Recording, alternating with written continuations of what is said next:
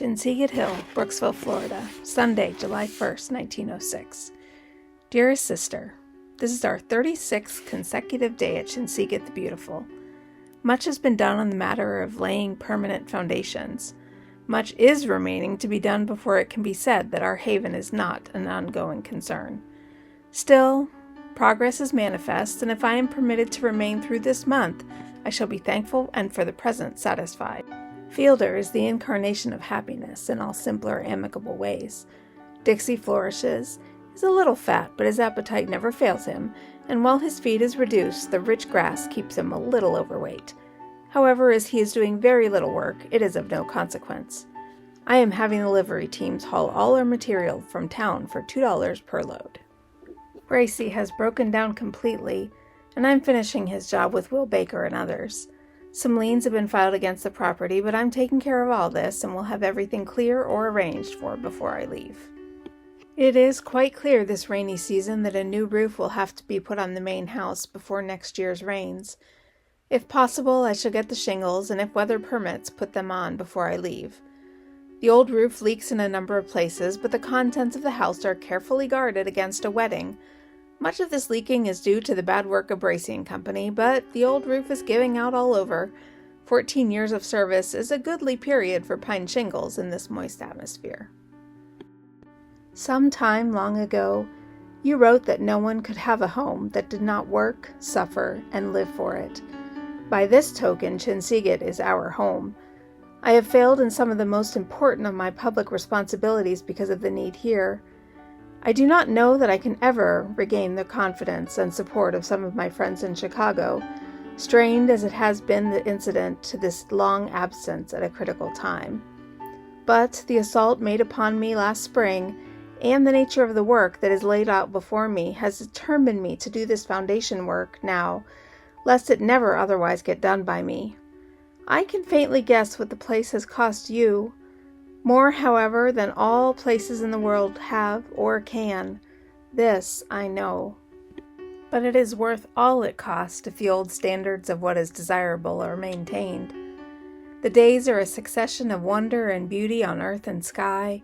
Cool breezes make one certain that the sea is just beyond the timberline in all directions, and on the observatory the salt gathers in one's face as if the wind were shot full of ocean spray. These have been 5 glorious special scenes. Number 1 was the sunrise on the 21st of June. We watched the day break from the observatory, joined by a breeze that seemed just off the sea. There was that curious sky, small flakes around the horizon, wavy streams up to the zenith, and occasional mountain peaks pushing through here and there. The early glow reached completely around the horizon, fell in waves over the stern fields, dying only in the depths of the outermost rim of the distant forest. We counted 6 mockingbirds singing joyously within the lines of the yard fence. The outer rim of the yard has been plowed, and from this freshly turned soil came that odor, a certain rich tang that only a farmer's boy ever quite understands. Never have I felt more deeply the beauty of this, God's world. Number 2. On last Tuesday, the morning was terribly hot in the open fields. One of my hands, working on the drains from the house, was overcome with the heat. About 4 p.m., the sky became overcast, and lowering clouds hung close until 6 o'clock. Then a great wind came out of the east, and mighty clouds swift from north to south, slowly enveloping the visible world.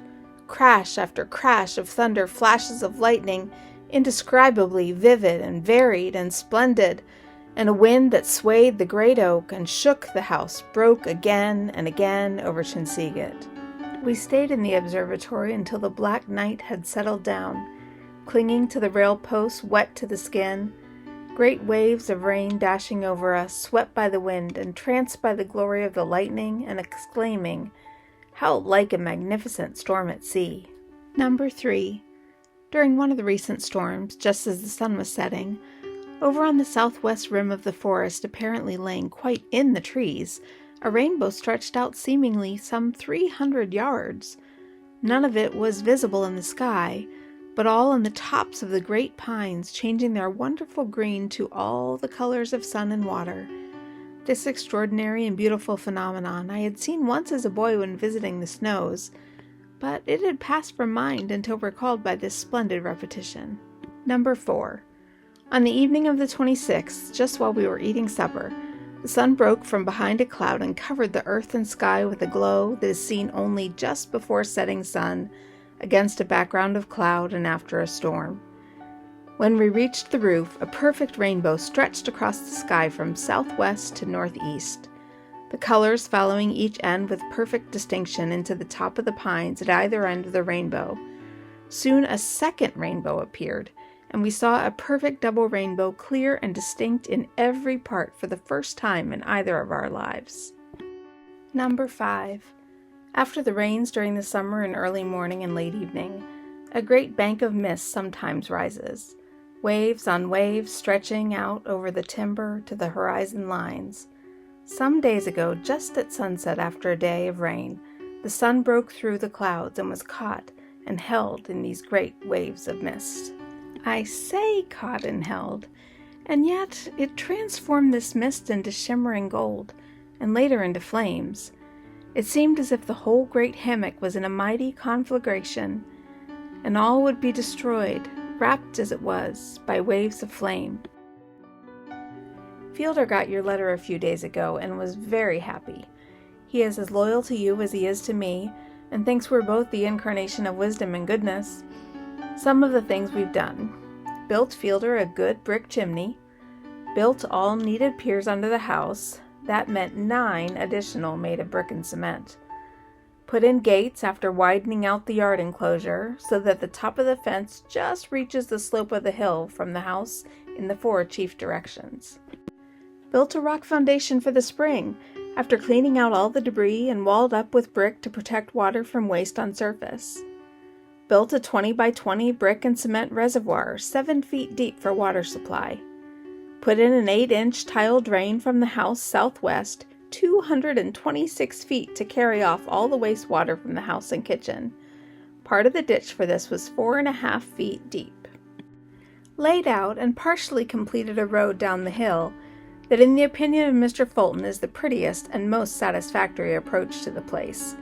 With this opinion I fully concur.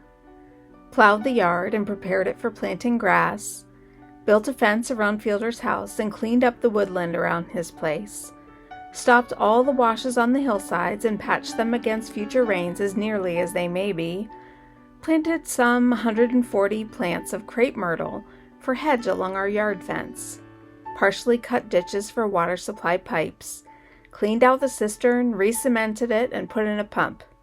These are the main things, other than the completion of Bracey's work of which I have spoken. Write me anything you may care to say regarding the place so that I may handle it before I leave. Margaret sends her love. When do you expect to return to Chinseagut? Love, Raymond.